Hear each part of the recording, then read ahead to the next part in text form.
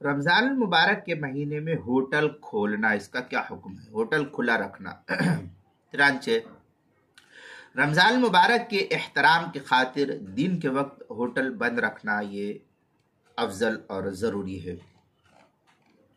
خواہ کھانے پینے والے کسی بھی مذہب کے کیوں نہ ہو، ان سب کو جو ہے اس رمضان مبارک کا احترام کرنا یہ ضروری ہے۔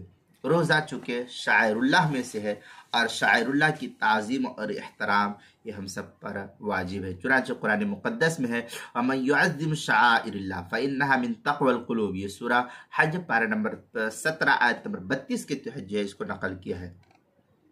علامہ شامی اس کے تحت لکھتے ہیں وَلَوْ أَكَلَ عَمَدًا شَهْرَةٌ بلا عذر یقتل و تمام فی شرح الوحوانیہ، یہ پوری تفصیل جو ہے علامہ شامی نے فتاوی شامی جلد نمبر 2 صفحہ نمبر 413 اور 414 پر جو ہے اس کو نقل کیا ہے۔ اسی طریقے سے روزے کے مسائل کا انسائکلوپیڈیا اس کے حروف تہجی ہا عنوان ہے ہوٹل کھولنا، صفحہ نمبر 211 اور صفحہ نمبر 212 پر جو ہے اس کو نقل کیا گیا ہے۔